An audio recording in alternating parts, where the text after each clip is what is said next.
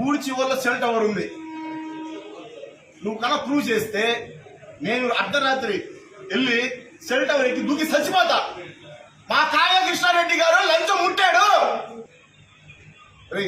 నువ్వు దేని దూకి చస్తావు చెప్పు. నువ్వు దేనిలో దూకి చస్తావు.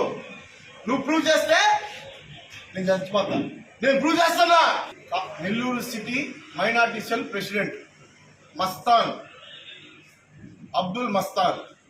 ఫస్ట్ సెకండే మీరు వీడియో కదా చూసినట్టయితే స్టార్ట్ చేసిన ఫస్ట్ సెకండే ఆయన పందికి క్రాస్ బీడ్ అంటాయి. నువ్వు క్రాస్ బీడా ఏదైనా డౌట్ వస్తుంది. అసలు పందే మాట ముందు పందేంది, మాటకి ఎలా పందేంది, అది నీ పందుల మంది ఏమైనా ఉందా ఏంది? నువ్వే క్రాస్ బీడా? మాట ముందు పంది, మాట వెనకాల పంది.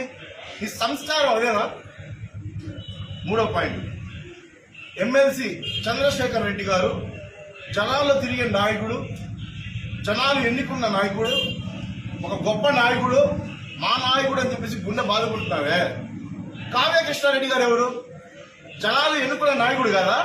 మీ పార్టీకి డిపాజిట్లు కూడా లేకుండా 72 సంవత్సరాల రాజకీయ చరిత్రలో, కావలి రాజకీయ చరిత్రలో ఒక లెజెండ్ మాదిరిగా 33,000 మెజార్టీ సాధించిన లెజెండ్ కావ్య కృష్ణారెడ్డి గారు.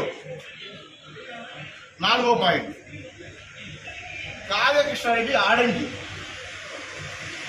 కావ్య కృష్ణారెడ్డి ఆడంగి ఇంటుంటాడు. ఏమా సంస్కారం అనేది ఒకటి ఉంది.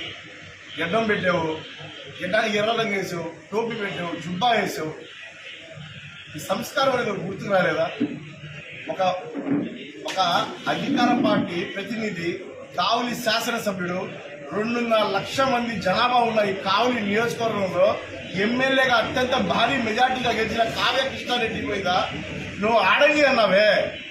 ఒక్కసారి కావలిలో ఉన్న ఫాలోవర్స్ అందరూ తిరగబడితే నీ పరిస్థితి ఏంది?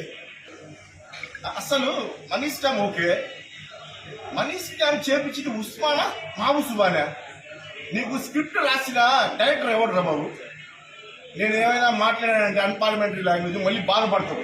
ఇంట్లో పోయి తలుపేసుకుని ఏడస్తారు.